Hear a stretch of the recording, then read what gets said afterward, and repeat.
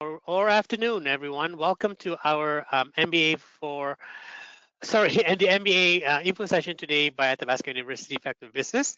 My name is Farid Nordin. I'm the manager of strategic recruitment at the Faculty of Business. Before we get started, I just want to make sure that you can hear me okay, and then you can see the title slide. You can always communicate with me via the question box or the chat window on your screen. So if you can take a few minutes to just type in a few words to say that you can hear me okay and that you can see the screen before we get started.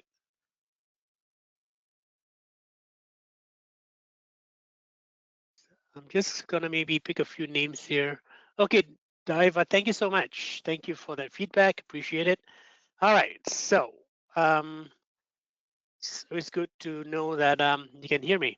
All right, for the rest of the presentation, I will be turning on my camera just because of bandwidth purposes. Thank you, Tenzia, appreciate the feedback. All right, so I just want to start to say that Athabasca University is Canada's open university, and we are proud to welcome a diversity of learners from all over Canada and all over the world. We respectfully acknowledge that we live and work on the traditional lands of the Indigenous peoples of Canada. We honor their their ancestry, heritage, and gifts of Indigenous peoples and give thanks to them. As we gather today, I am in Treaty 6 territory, encompassing 17 First Nations, including the Dene, Sulene, Cree, Nakota Sioux, Saulteaux, and Métis people. Feel free to share where you're listening in from today by using the chat box on your screen, or you can type in the answers in the question box. Also before we get started, I just want to remind you that you can download this presentation by going to the handout section on your screen. There's a handout section that you can download a PDF of this of the presentation today, so that you have it on your desktop or your computer for future reference. Brief description about myself. I've been with Athabasca University for over 10 years now.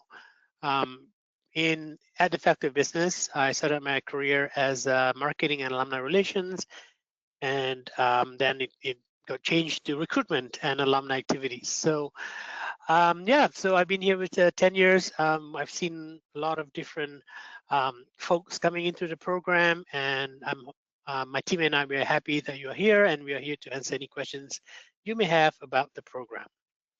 And joining me today is my colleague, Shannon LaRose, who's the academic advisor for the Faculty of Business. Shannon will walk you through the MBA program structure, the admissions requirements, the application package, and many, many more interesting information that for you to learn about this morning. Hello, Shannon, and welcome. Thank you. And welcome, everybody. Thanks for joining us today. Looking forward to chatting about the MBA program and providing you some good information. Thank you. Great. Thank you, Shannon. Last but not least, we have a very special guest today, John Jansen, who is a newly minted MBA grad of 2025. John is a Chief Operating Officer at Compass Credit Union in Brandon, Manitoba. John has had a really strong, stellar career in banking, primarily with credit unions.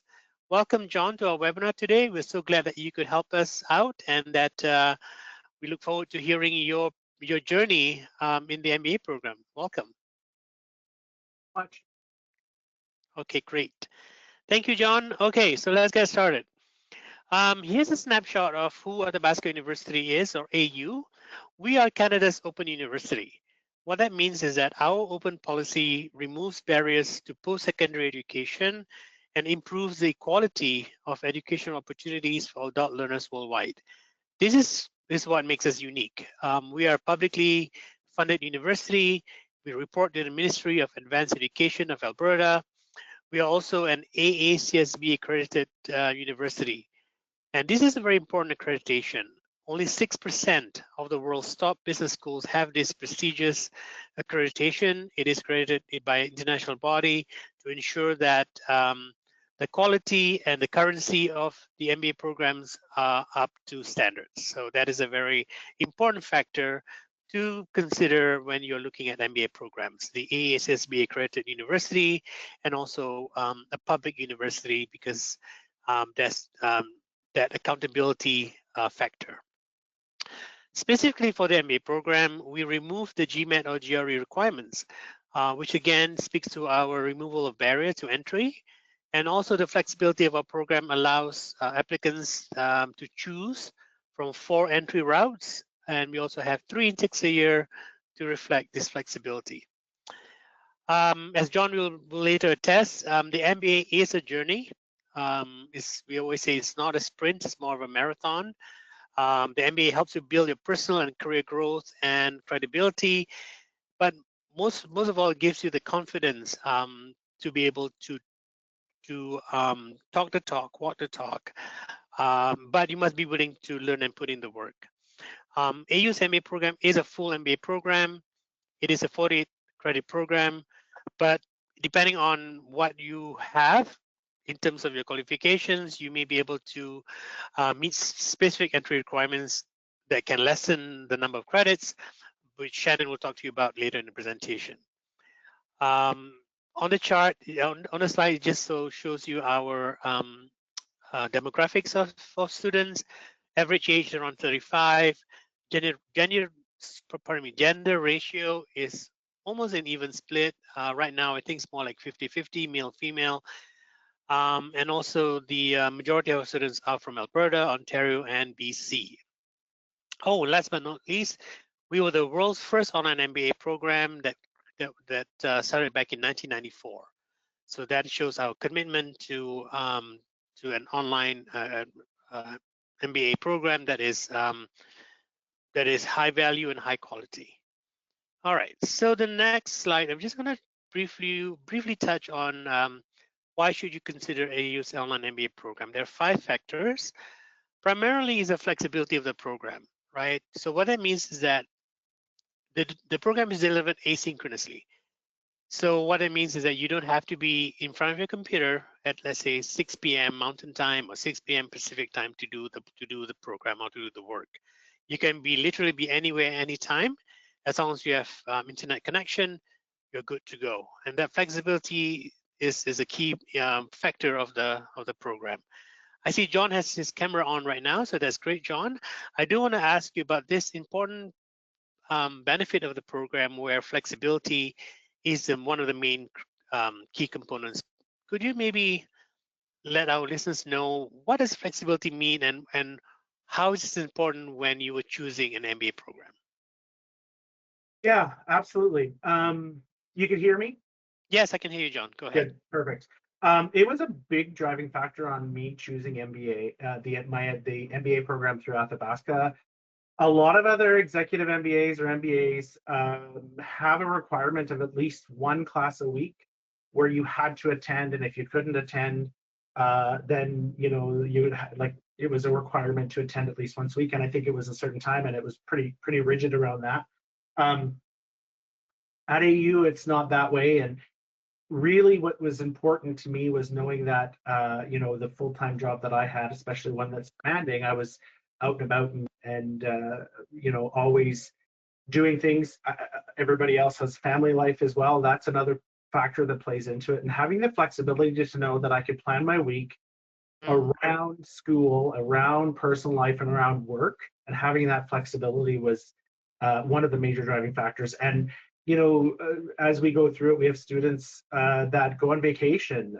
I went to New York while I was in class and was able to work around that. So it really does make it flexible and easy for regular life and maintaining somewhat of a balanced life. Right, that is great. Yeah, and that flexibility of having to be able to do some of your activities while in school, I think that's a great factor. Another flexibility too is the tuition payments. You don't have to pay all of your tuition at once. You can pay as you go. So we can talk about that more in the financing section of the presentation. Another advantage of the program is it is a cohort-based and paced program, but minus the commute. So because it is a full MBA program, we do require students to work in groups, right? That's how you communicate. That's how you learn from each other. That's part of that collaborative learning that is in our program. So even though you could be in Victoria, BC, or Halifax or Singapore or Dubai, this doesn't really matter as long as you have internet connection and you're following that schedule that we have set up for you. The time zone doesn't really matter because you know when you have to submit your assignments, when you have to do group work. So that cohort base and pace is what we offer, and also that's part of the MBA pedagogy. Our MBA students are mostly experienced managers, directors, or even those in the C-suites with many interesting and diverse backgrounds across many different industries, sectors, and cultures. So peer-to-peer learning with your coaches and with each other, but minus the commute. So I want to again ask John about this cohort base and pace um, factor in the MBA program. Could you maybe share some stories about your cohort or any interesting insights you may have about your cohort and this pace delivery? Yeah, to speak specifically about the cohort, originally when I got in, I thought, well, am I really going to get to know anybody? I mean, a lot of this is virtually, but it's funny. I've built some really close friendships over the last few Right. years that I still talk to today.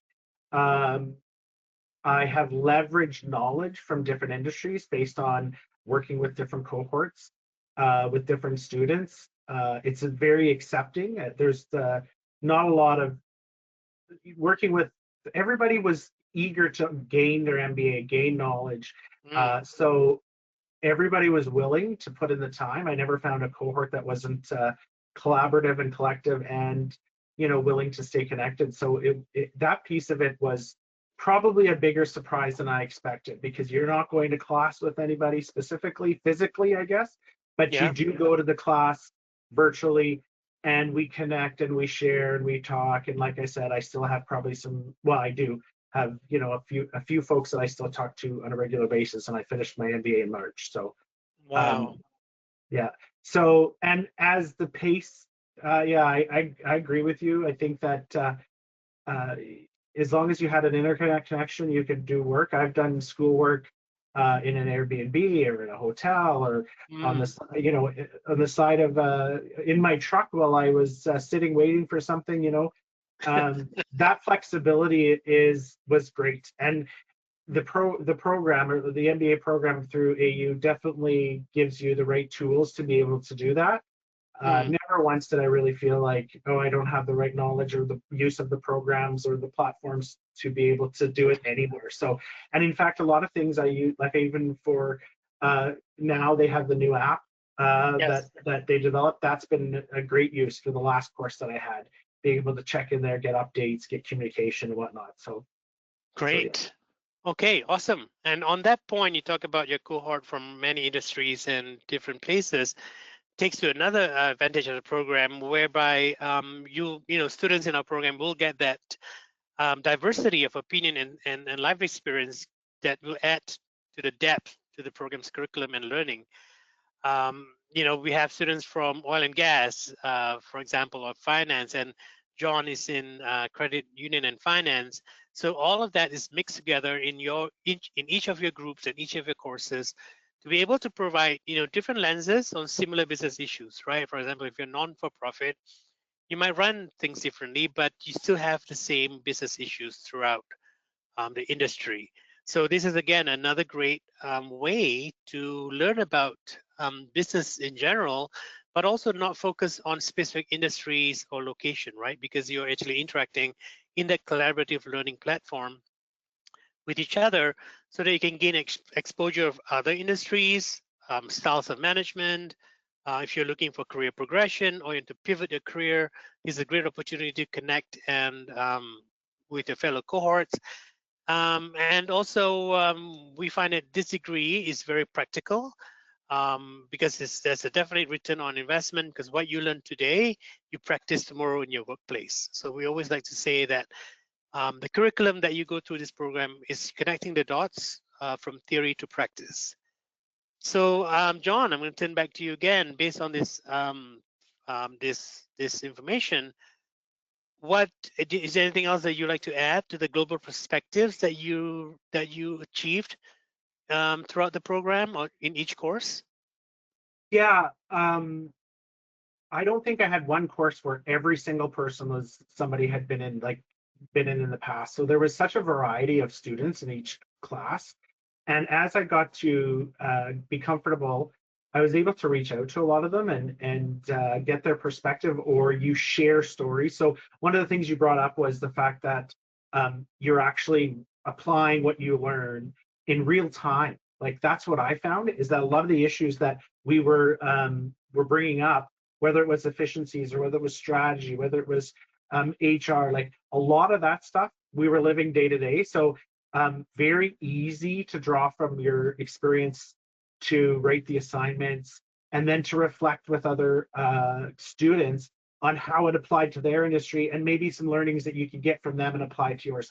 And that was the one major aha that I had in this course, was that, you know, even though they might have been in healthcare, they might have been in oil and gas, they might have been in you know, banking, they might have been, there's so many different industries that were shared, that were representative, that we often, almost every time, is something I learned that I could apply from a different industry. So it was one of those big advantages that I really took advantage of. That's great. I just had a note here from one of our listeners to say that they're having issues with the sound keeps cutting in and out. I just want to ask the other listeners if they're having similar audio problems. Maybe Tanzia or Diva. Yeah, okay. Yeah, audio is clear in mine. Thank you, Diva, for the confirmation. Yeah, so Aman, you may want to check your audio settings to make sure that either you plug into a headset or something similar, because I think the audio is fine. Thank you so much. Sorry for the pause. Okay, let's jump back in. So tailor your own MBA journey. So what that means is that in the program, you will be pardon me, you will be doing 10 core courses in phase 1 and 4 core courses in phase 2. And then after that, you will have the opportunity to do either an applied project, which is a research academic paper with electives, or you can choose to do more electives based on your interests. So we do have a catalog of electives that we always update and keep current based on what's happening in the business world and in the management. So again, it's not so self-prescribed that there's no room for you to wiggle.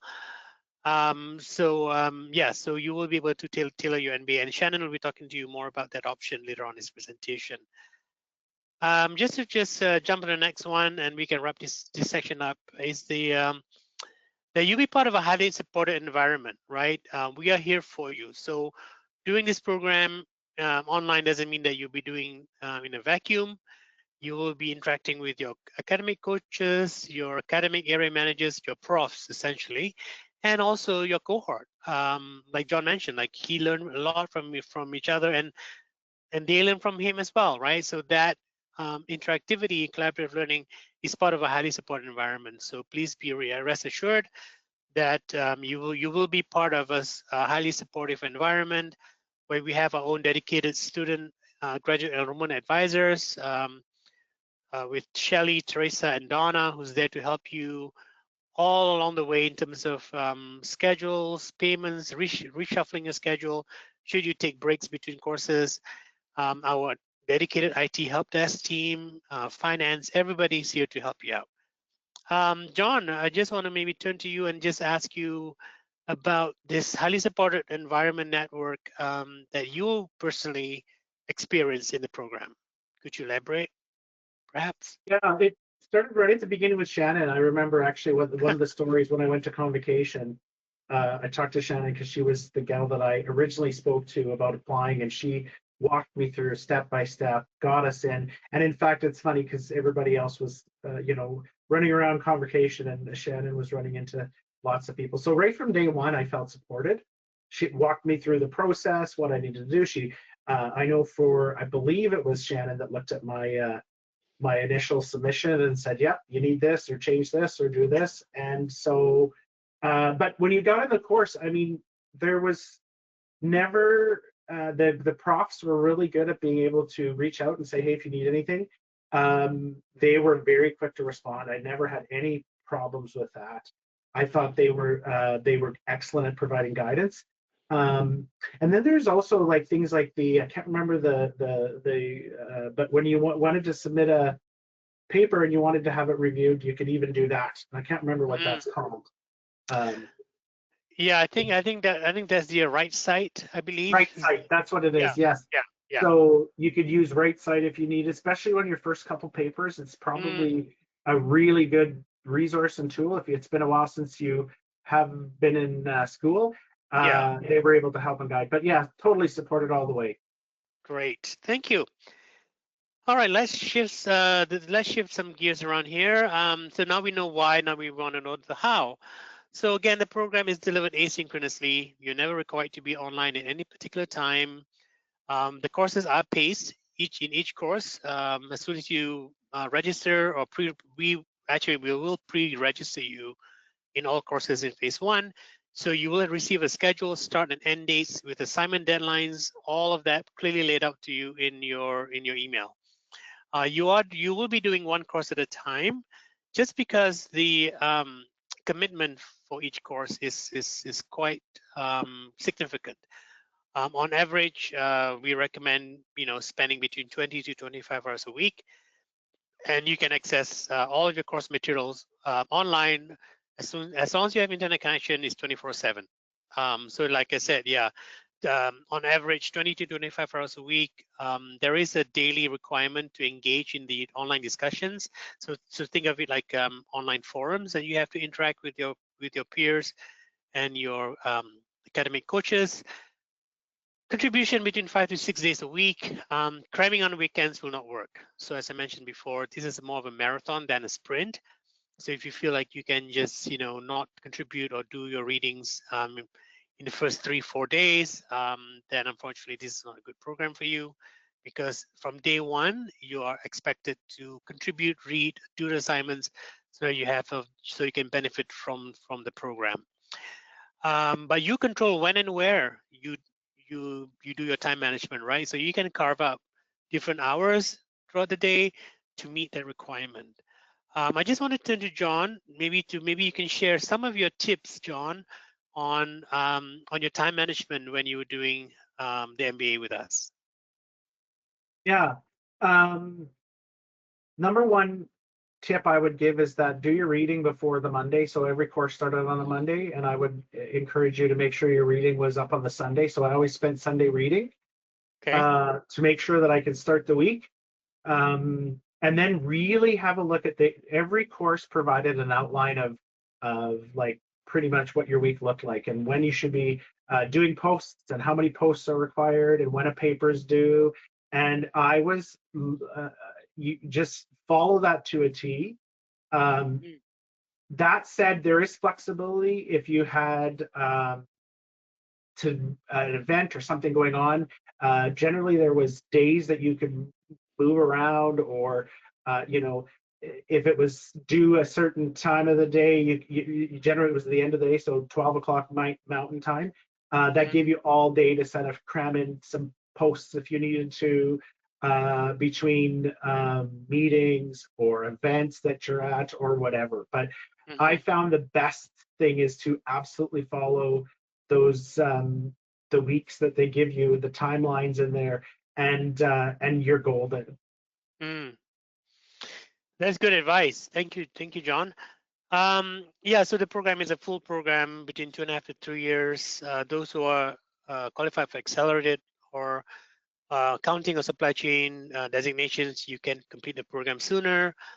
And we'll go through this program structure a bit later on in this presentation. So thank you, John, for that tip. This is really important to know. In terms of how you will be graded, it is again, this is a full MBA program, so you do need to participate in groups. And 40%, that makes up 40% of your grade, right? So it's how you think through those topics and discussions, how you respond to them, how you even ask questions to your other cohorts and academic coaches, how you help others understand your point of view, and how you demonstrate as a senior manager or leader. John, before we move on to the next session, is there anything else you want to touch on or share your own experiences in how the online MBA program worked for you? Yeah, that cohort that you talked about, the group work, I Yeah. think that's probably where I learned the most. The material's great, but what you did in those, generally in those groups where you're taking the material and you're applying it to your knowledge or challenging the knowledge that you were taught. So what a lot of the professors at AU like you to challenge, like if you don't agree with the material, then let's talk about it. And that's really where I felt without the group work, it would have been a lot harder to learn. Yeah. Okay, perfect. That's another great tip. Okay, so let's move on to the next section here. Do you have any questions on what we had talked about? If you do, feel free to type them in your question box, or you can raise your hand and I can unmute your microphone. But there's also question and answer period at the end of the presentation. I just want to take a brief pause here to provide you the opportunity to ask any questions while still fresh in your heads, in your mind, about what we had talked about. Oh, this is a great question. Did John reduce back to part-time for work or continued full-time? No, I was full-time. I was full-time, went on family vacations, had family functions. It was not necessary to go to part-time. And anybody that's in the cohort or in the courses, I were always typically working full-time. Yeah, so. Great. Thank you. And again, you can still, continue your career working full time, but the flexibility of the program allows you to take breaks. Maybe I didn't mention it in the presentation, that you can take break between courses if you need to take a break and if you need that time off. But of course, that will obviously push out your MBA duration time. But if you need to take breaks between courses, you can do so, or if you can, again, pace yourself and follow the schedules. You can follow the actual program schedule and be done within 2.5 to 3 years. Okay, so that's a great question. We'll have more opportunities for questions as we go along to the presentation. So I just want to touch briefly about accreditation and why it matters. So again, earlier I talked about, we are being a public university and we have the AASSB accreditation. It's important because of several things, right? If you're planning to do your doctorate program or PhD program, having an accredited university behind your MBA is important because that assures your academic journey can continue smoothly forward. Another reason is to make sure that if you're applying for student aid or student loan, that you'll be eligible for that, because some universities, especially if they're private ones, government student aid may not always recognize that. And last but not least is the employer recognition. That's also important to make sure that you have a good quality university behind your MBA degree. So you can read more about accreditation and memberships on our website. So again, you can download this presentation by going to the handout section, and all the links you see highlighted and in blue-green there is will link back to our website for more information. All right, I'm going to now turn to Shannon, who's going to talk to you about the program structure. Over to you, Shannon. Great, thanks, Fareed. Welcome. Okay.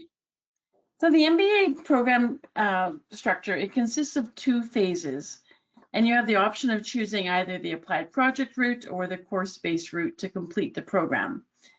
And as Fareed mentioned earlier, each course is 8 weeks in length, and it's designed to take 1 course at a time.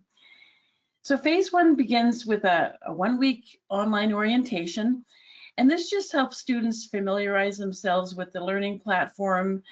You learn how to access the library resources, participate in a discussion, submit an assignment, learn about the academic conduct, and much more. So it just gets everybody on the same page before your first course starts the following week. So there are 6 foundational core courses that build upon each other, and then it's capped off with a week-long comprehensive exam. And the comprehensive exam is a case-based, and students are evaluated for their applied knowledge of the phase 1 coursework that they completed. And this is the only exam that you take in the MBA program. So So I want to turn to John and just ask you if you could just maybe share your experience with the comprehensive exam. You know, how did you prepare for it? Did you take some time off, and just kind of the general experience around that comprehensive exam?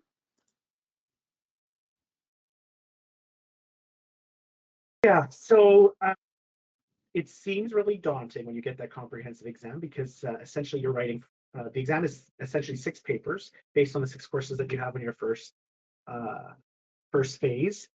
But, you know, once you get into it, they're not long papers that you have to write. I think they're 1,000 words, which after, you know, might seem a lot now, but after you write a few papers, you realize that's not a lot. It really does. It really is the information that you've learned over those that phase 1. So you're really just reapplying it. I believe the one of the courses that you take just before, I think it's operations management.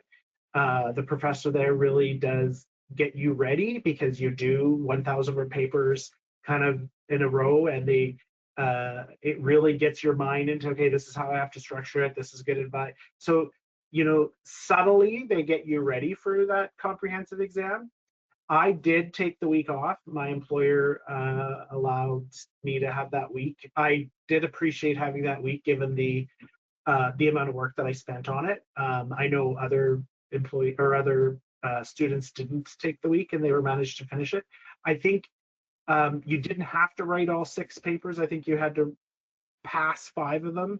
I chose to write 6 just because I felt like it was, you know, I wanted a buffer if something was not there. But it seemed really, really big before I wrote it, and then after I wrote it, it was like that's very manageable and not as overwhelming as it initially thought. So, well, that's good to hear. And I've heard from other, you know, graduates, you know, that it's something that you kind of are preparing for throughout the whole phase 1, right? So you can kind of save your key learnings, and it's open book, right? So you can refer back to open book.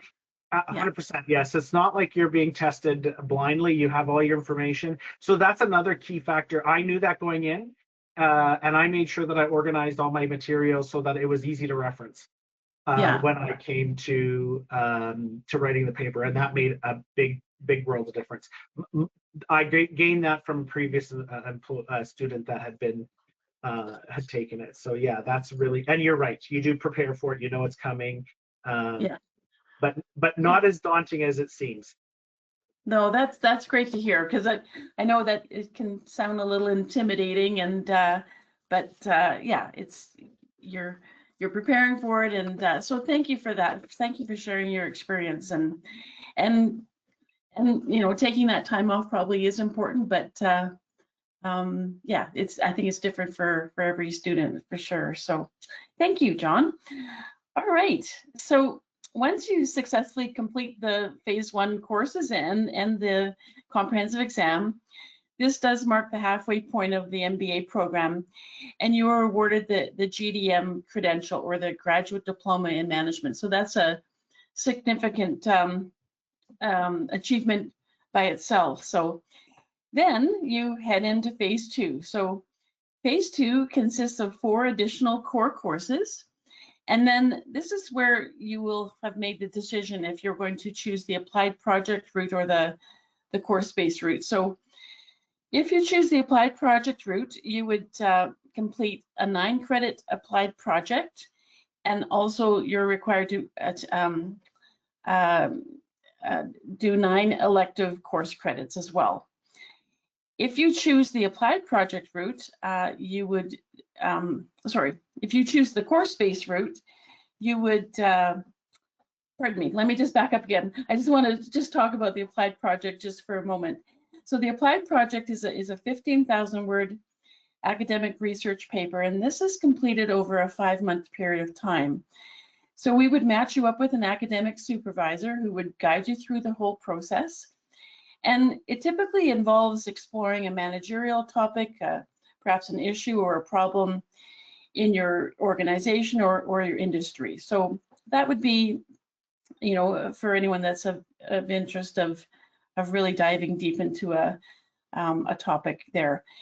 If you don't want to do an applied project, then the other option is the course-based route. So if you choose that, again, you would do those 4 core courses in phase 2, and then you would have to complete 18 elective course credits. So again, this what Fried spoke to earlier about kind of tailoring your MBA program. So this allows you to take more electives of your choosing, and then like I said, design your program that way.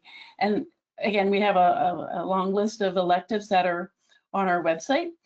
And for both options, we offer both 3 credit and 6 credit electives to make up that option.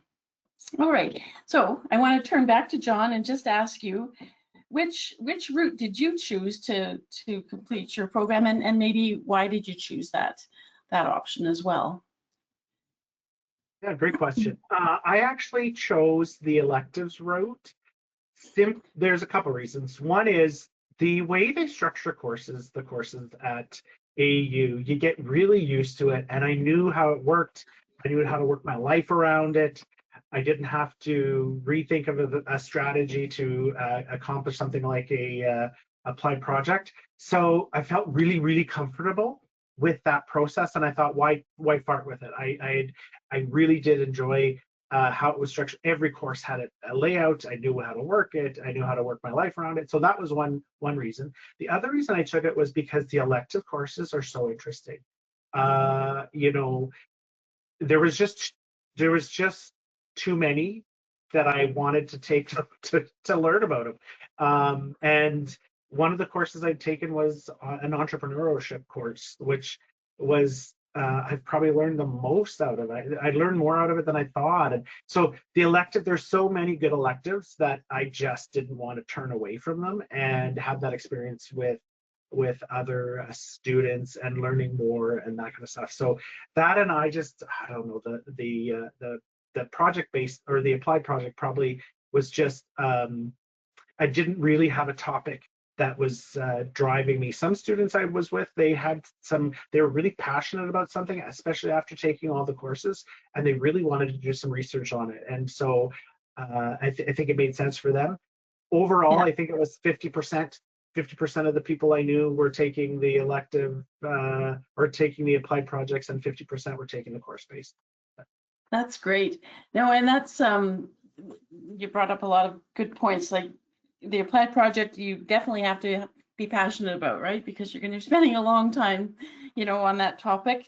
And the course-based route, you know, I think it's great that we have an option for students, and also that you don't have to decide that when you start the program. You can just kind of, you want to try and figure that out before the end of phase 1, so that you can kind of start scheduling, you know, different electives. But that's awesome, John. Thank you for that. I did want to bring that up. Those are 2 advantages that AU has. One is, I know several other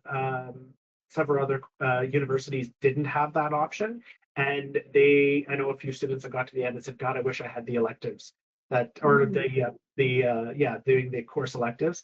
And then secondly, I agree. I think that having the ability to work those courses that you've already learned on, or the way the process works, was just a great option. But yeah, the AU was one of the few that had those two different options, and you didn't have to think about it. That was the other thing. Sorry, was that you didn't have to decide right away. So a lot of students were like, I don't know, we'll see, I don't know, and then kind of when it came down to it, they did decide. So yeah, oh, that's great. Thank you very much for that. All right, so next I'm going to talk about the in-residence options. So at least one elective course must be taken in residence. So typically, the in-residence week is held during the 5th week of the elective course for 5 business days, so a Monday to a Friday. And this slide kind of shows you that layout. But we now offer 2 options for students to fulfill their in-residence requirements. So we have an in-person, face-to-face option, or we have the synchronous online delivery option. So the delivery method will vary depending on which elective. So for the in-person option, the week is held in a hotel setting in a Canadian city such as Edmonton, Calgary, or the Greater Toronto area. And for both options, students are required to attend the sessions and the activities as indicated on the elective course schedule. So it's all laid out for you, you know exactly what's required. But you also have plenty of time to plan for this as well. So you've got plenty of time to plan for the elective that you're interested in. And our portfolio of electives, as Fareed mentioned, you know, it's continuously evolving. So, you know, we provide students with relevant and up-to-date content. So this slide provides an example of an in-residence course schedule. The first 4 weeks are held online, and then the 5th week is in person. It's a busy week. A lot of group work, presentations. There could be guest speakers or off-site visits. And then at the end of the week, students return back home and complete the course online. And just keep in mind, if you do choose the in-person option, if the elective isn't in your home city, students would be responsible for, you know, transportation, accommodation, and some meals. I just want to turn to John and maybe ask you if you can tell us what did you choose? Did you choose an in-person elective or the synchronous option? And what was your experience like? I chose the in-person, and it was absolutely the best. My favorite part of my whole MBA was going in person, meeting. There was a few people that you meet that you've seen faces of online, that you get, like, either professors you've had before or fellow students. But it was because we're all, for the most part, most students were away from home, so you really did bond with those folks. Again, these are some of these people that I still talk to today, that I on a regular basis. We ended up, I was in Vancouver. There was they did allow for some evenings, not a lot, a couple evenings where we were able to get together and either go out for food or have some sort of event that we were able to do, for the most part during class. But it was absolutely my favorite part. And I know other students that did more than one in-person elective, and I wish I would have said that, because it was such a good, but I also know people that took the virtual, and for them that worked out in their life. They didn't have the opportunity to go away for that, and so the in-person worked perfect for them, or the virtual, I mean. Perfect. And which elective did you take in person? Was it the entrepreneurial? The entrepreneurial one, where we were able to, can't remember the exact name of the course, but it was one where I was able to, we were able to meet entrepreneurs in the area and really ask them and interview them and figure out, you know, what made them successful, what any advice they'd give. And even though I wasn't an entrepreneur and I was in business, you know, at a different executive level, it was learnings I was able to apply, and hearing it from people who've started business from ground up and were passionate about it, and just there's learnings from that I still apply in my work today. So that's awesome. That's awesome. Thank you for sharing that. All right, so I think we're gonna pause and just find out if there's any questions just about what we spoke about, and free to let me know. Yes, we have 2 questions, Shannon. The first question is, can you take the exams any time of the day, for example, at night? I think Joe had touched on this. So the exam is not, you won't be doing it in a center or any particular place. It's open book, open text. You have up to 6 days to complete the exam. So it's based on a case study, right? So case study, for example, you know, I don't know, I'm just giving an example here. Tim Hortons global expansion is a case study. So all the 6 questions will be based on that one case study. So as John mentioned, you can look at your notes, look at your past discussions to answer this question. So again, it's that flexibility of you can do it at any time. So you can do it at night, you can do a few hours in the morning, just how like you would do your regular course. John, is that a good example of how the exam worked? Flexible enough for days. Like, again, they mapped out what you should be doing. They gave you the 5 questions, or 5 or 6, whatever it is, 5 or 6 questions. Yeah. And you were just told by the end of this date, you had to have it submitted by the end of this, I think it was 5 days or 6 days or something. Mm, And yeah, so you had the flexibility of that whole time when you were going to work on it. You worked at 3 in the morning, in the afternoon, whatever. As long as those questions were answered at the end when it needed to be submitted, it didn't right. matter. You could do it all on the first day if you felt you could do that. You can't, but if you can, or if you, even if I know some students that were done a day or two early and they just reread their stuff and Yeah, uh, felt like it was good to go and submitted it. So yeah, yeah, there's a lot of flexibility in that exam. yeah. Yeah, that's great, John. Thank you. And keep in mind to those who are listening, we are currently in the process of revamping the program structure slightly. So when you are in the program, let's say starting next year or the year after that, or a few months later, the structure what you see now may change. So I know that they are trying to kind of eliminate the comprehensive exam in the future, but just keep that in mind. But as of right now, this is what it looks like. And as a presentation, we have to tell you what it looks like now. In the future, like I said, courses and structure are subject to change. Another question here is it's about group work projects besides the online discussion forums. How often are professors available to students? Are lectures pre-recorded or courses mostly reading based? I can answer the latter question. So there are no pre-recorded lectures. So again, you're not listening to a video lecture of a professor in front of a whiteboard. That's not our model at all. It's all about discussions, readings. You ask the questions, you answer a question, and so on and so forth. I'm going to turn to John about the professor's availability to students. I believe is less than 24 hours, if I'm not mistaken, right, John?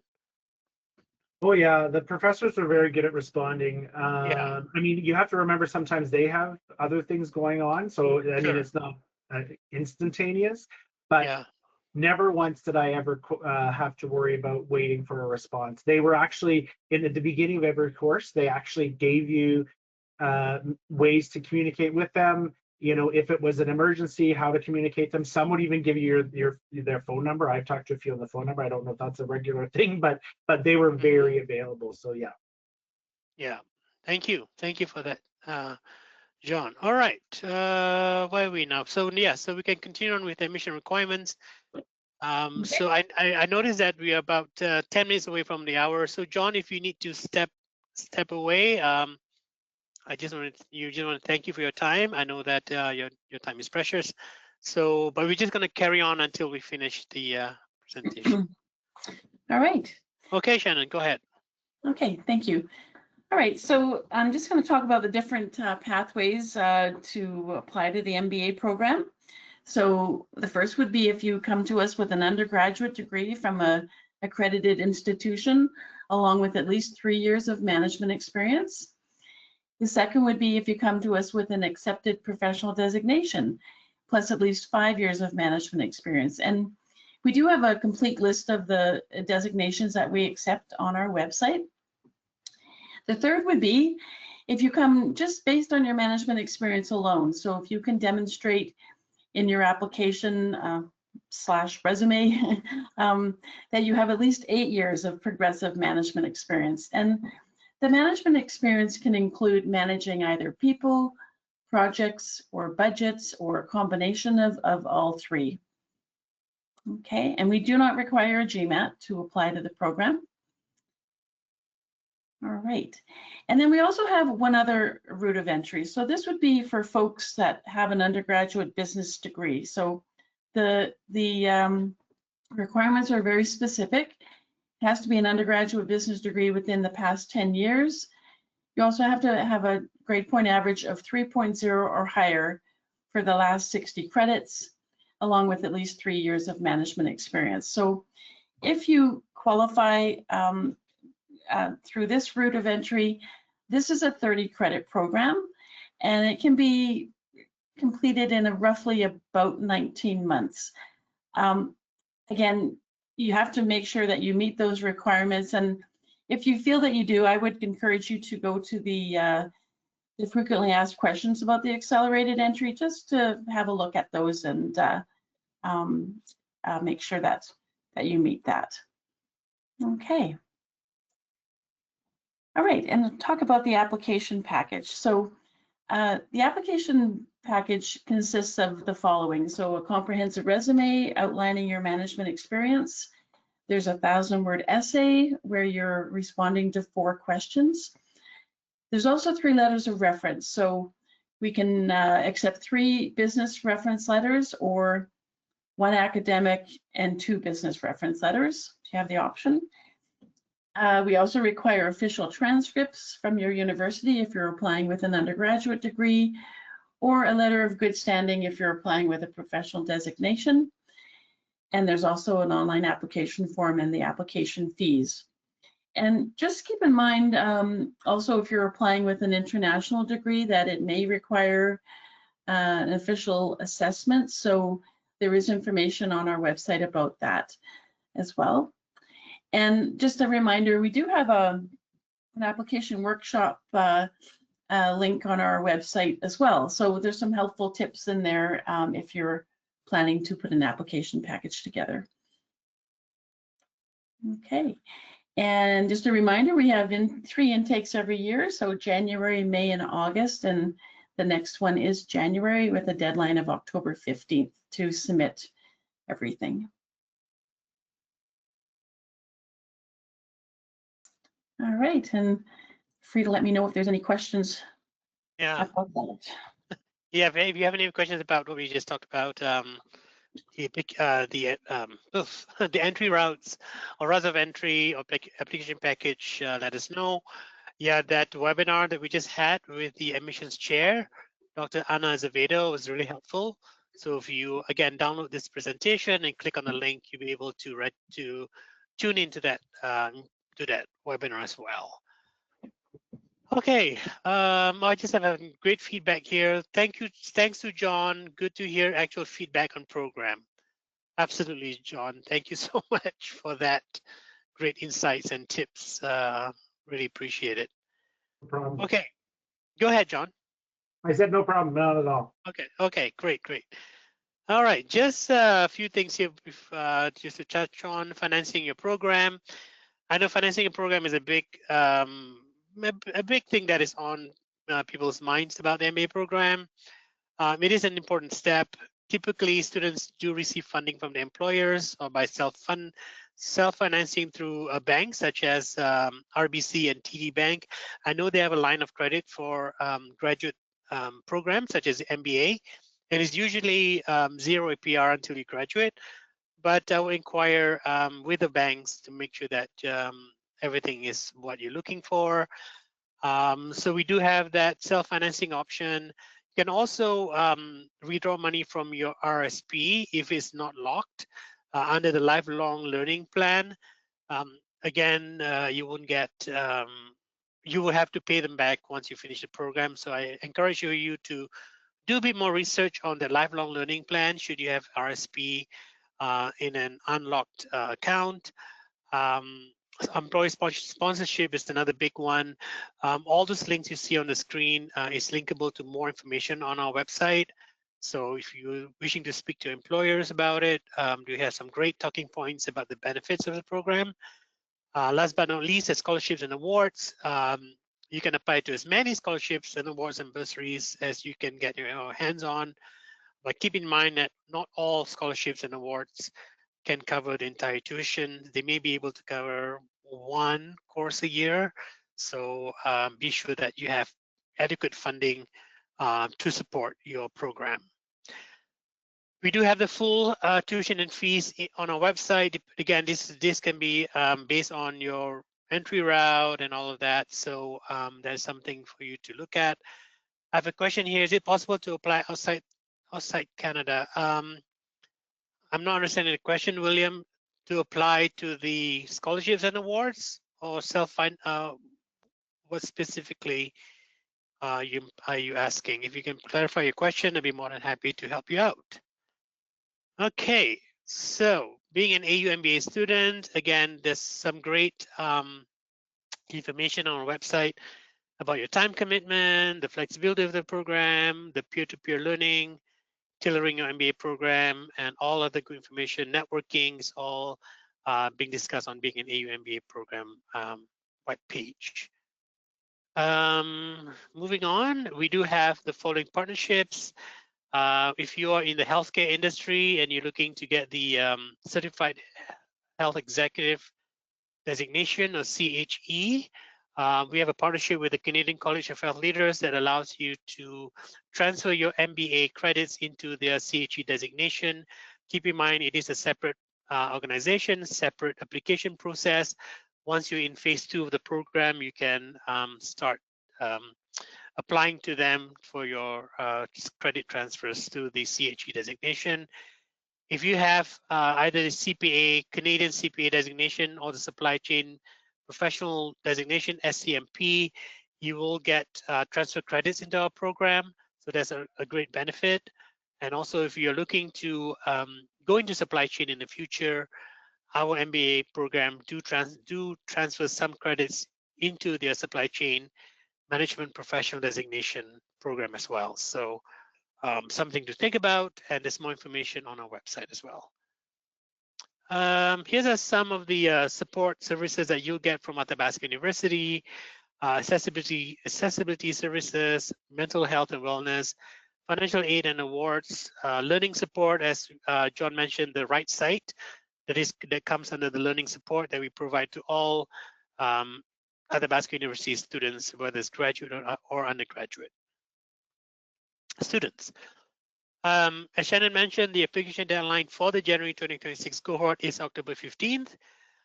So you have about another 2 weeks to submit your complete application if you're considering the January 2026 cohort.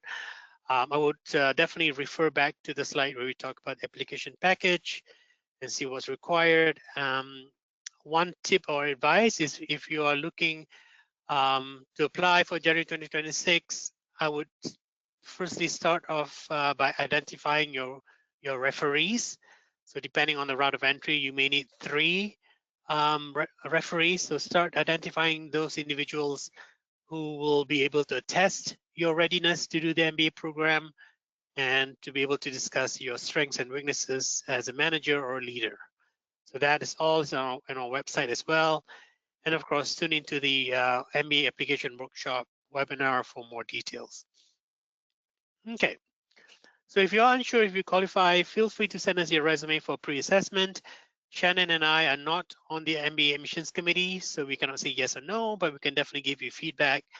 And John did use this service before he applied, and we are so glad that he did, because a lot of folks, they submit their resume and without really learning about the program or what the committee looks for, and sometimes that can get a bit complicated. So feel free to email us your resume for pre-assessment at business-support@athabascau.ca.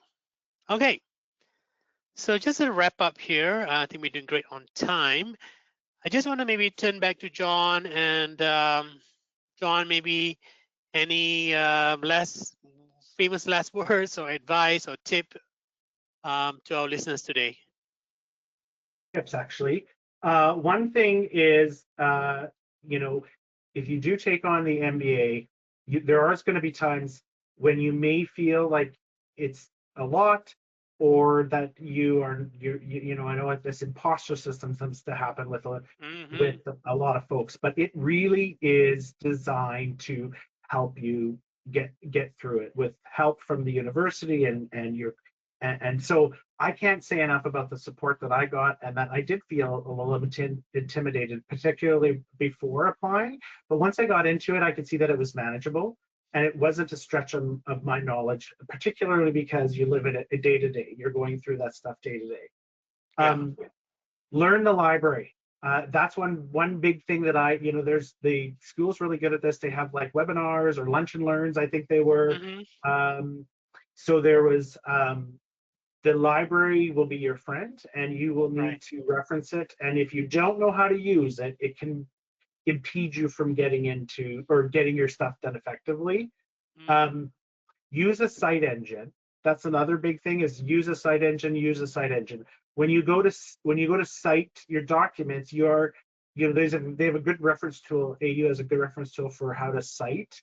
But I use the citing tool. I think almost everybody does. You just plunk in there what what you're citing, and it tells you how to cite it properly. It was also a great resource for going back for information because it kept everything I cited and I would create folders in there that said this is, I'm doing this paper in this course, and then that way I was able to go back and be like, oh yeah, I cited these things. Mm-hmm. And then the last thing I was going to say was don't wait. I think that I think we think there's always a better time, or maybe it's not the right time. Don't wait. I wish I would have done it sooner. That's my biggest regret, is I could have done it earlier, and I just didn't realize how manageable it was with a job and my family. But if you're on the fence and you're thinking, well, I don't know, don't wait, do it. That's a great advice, John, and we heard it too from other alumni. Like the biggest step is just for you to just dive in, and then you'll figure it out, right? So again, going back to the flexibility of the program, you can take breaks should you feel it's overwhelming with your work or what have you. So, and we are here to support that, right? So that is another big thing. Thank you, John. That's another big point, is if you need a break, take it. I only took one, but it was important. I had stuff going on in my life. But it ended up being like 12 weeks where I wasn't in school, and I was able to catch my personal life up, and didn't feel. Everybody in the course typically takes a break at some point. And so don't be afraid to do it if you need it. Yeah, absolutely. Thank you so much, John, for your time. I know we went a bit over. I do have one question here. So John, if you need to log off, completely understandable, and thanks again for your insights and great information today. Okay, good. All right, one question here I have is, do we require students to be actively employed? Unfortunately, I was laid off and I'm job searching. Great question. No, you do not have to be currently employed to be in the program. However, we do want to make sure that you're able to draw from your previous experiences, your managerial experience in each of the courses that you be in. So again, it doesn't have to be a current job, but you can draw from previous jobs or previous experiences in order to have that meaningful conversations, discussions in each course. Also on your resume, if you're currently searching for a job, just put there, searching for new opportunities. You may be doing some, site consulting or whatever that you do put that on your resume so that the committee be able to see the progression of your career and not something that you'll stop and question. So yeah, I would, and I wish you all the best in trying to find your next job or your next career. But for the MBA program, you can definitely draw on your previous experiences in each discussion and courses. Shannon, do you have anything to add before we sign off today, please? Yeah, I just want to thank everybody again for joining us. I hope we answered all your questions, and thank you, John, for all your great insight today. It was really good to listen to what you had to say. And yeah, and if you think of any questions after the webinar today, please reach out to Fareed and I. We're here to help, and yeah, we look forward to your application one day. Thank you. Absolutely. And again, our email is business-support@athabasca.ca, or you can click on the link. You can book an appointment with either myself or Shannon, or you can give us a call at 1-800-561-4650. Our toll-free number again is 1-800-561-4650. And with that, we come to the conclusion of our webinar today. Great questions, everyone. Great insights. We will send you a copy of the recording and the slides later today. So thank you, and we look forward to seeing your application. Have a good day, everyone. Thanks, John. Thanks, Shannon. Bye for now.